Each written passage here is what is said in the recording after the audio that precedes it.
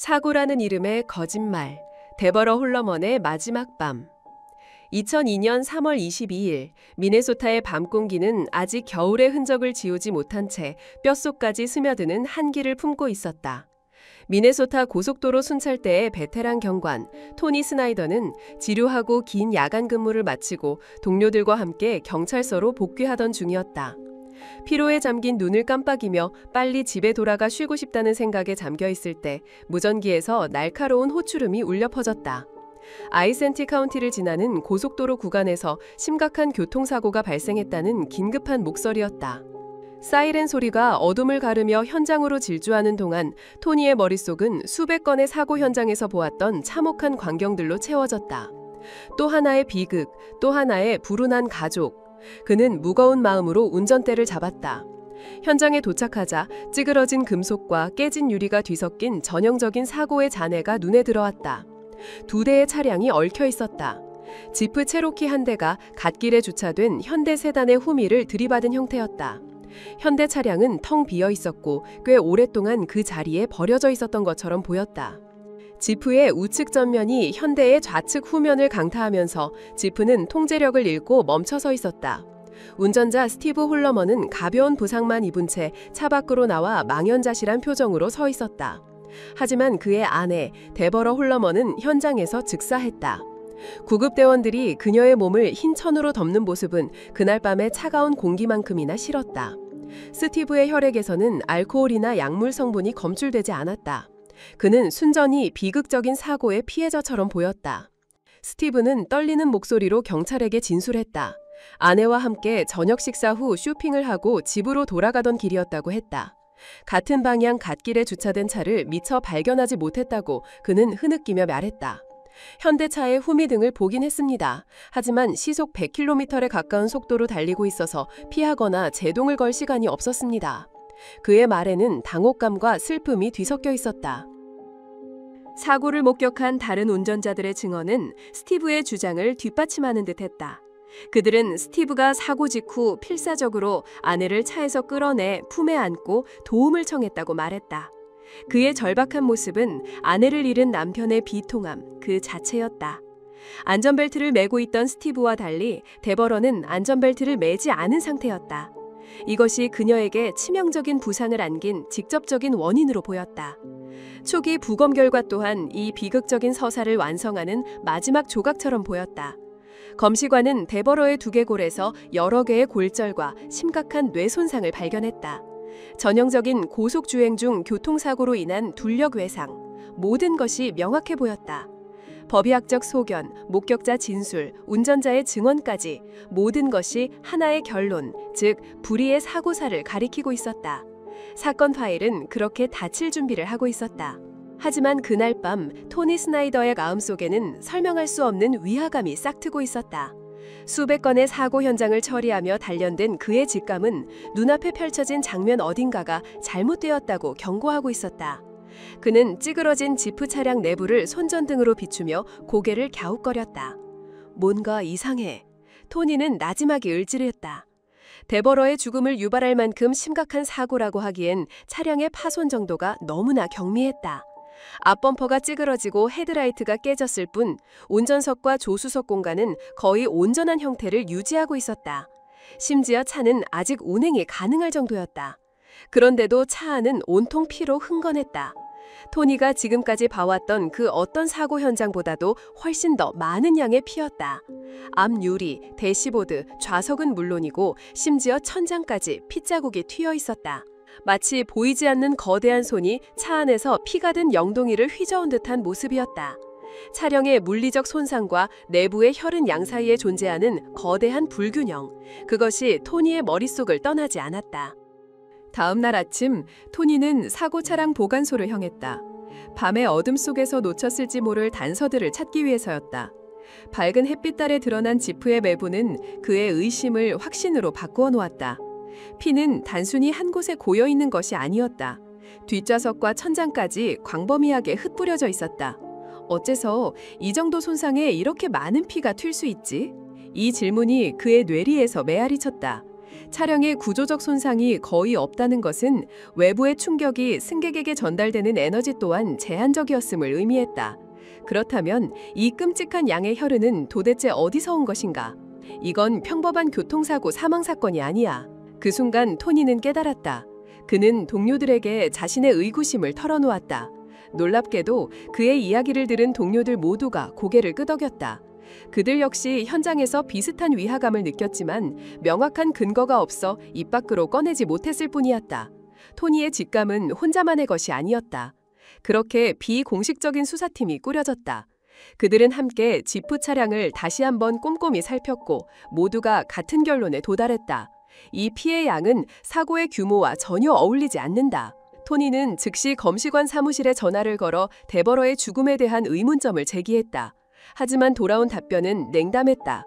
증거가 너무 부족합니다. 이미 데버러의 부검은 사고 다음 날 오전에 완료되었고 검시관은 교통사고와 일치하는 둘력 외상이라는 결론을 고수한 상태였다. 토니와 동료들은 2차 부검을 강력히 요청했지만 너무 늦어버렸다. 데버러의 시신은 유족의 뜻에 따라 이미 화장된 후였다.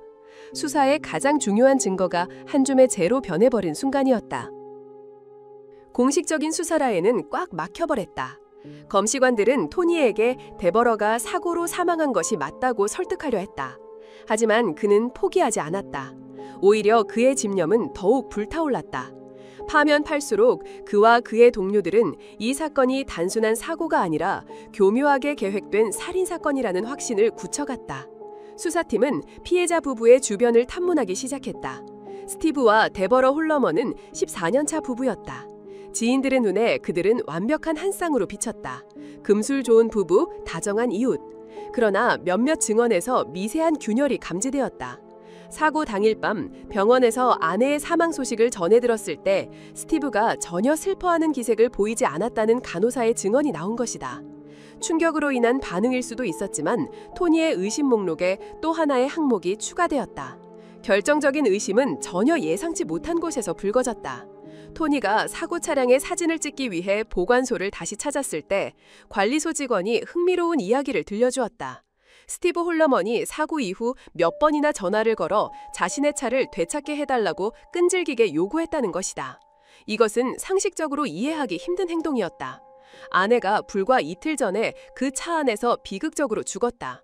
그런데 남편이라는 사람이 그 참사의 현장인 자동차에 그토록 집착하며 서둘러 회수하려는 이유는 무엇일까?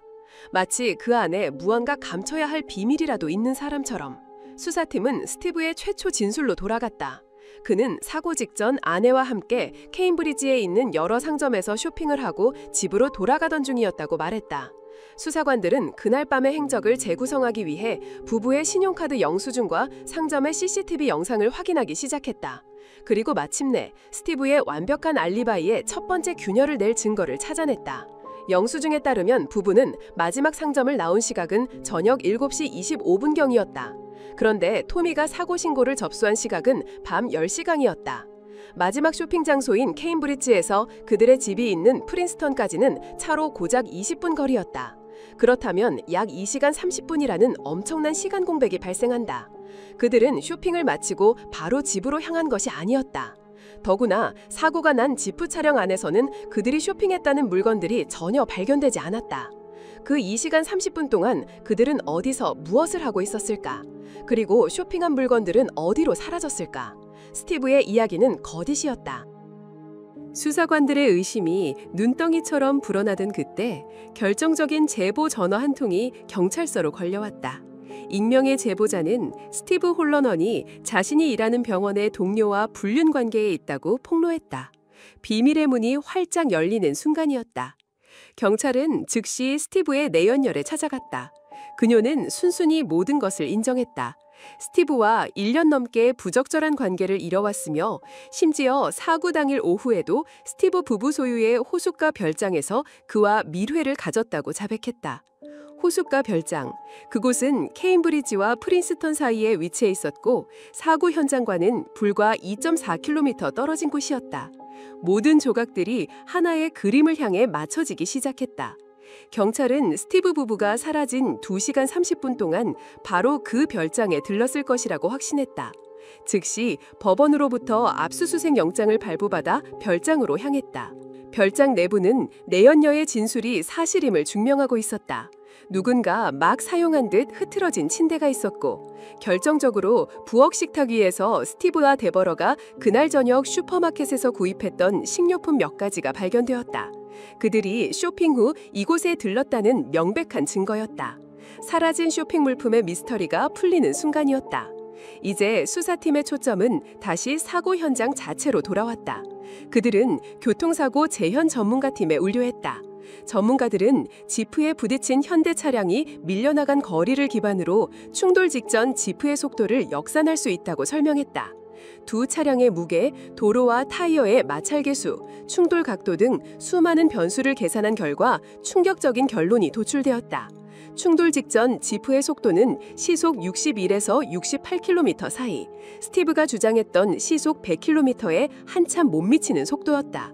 더 중요한 것은 그 속도라면 스티브에게는 전방에 주차된 차량을 인지하고 회피하거나 제동할 수 있는 충분한 시간, 최소 몇 초의 여유가 있었다는 계산이 나왔다. 그는 피할 수 있었지만 피하지 않았다.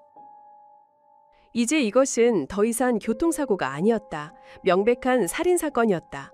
하지만 데버러의 유족들은 여전히 스티브가 용의자일 리 없다고 믿었다. 그들은 아내의 죽음 이후 한 달 내내 고통스러워하던 스티브의 모습을 떠올리며 그를 감쌌다. 물리적인 증거가 절실했다. 수사팀은 사건 초기 사진과 자료들을 들고 저명한 여성 법의학 전문가를 찾아갔다.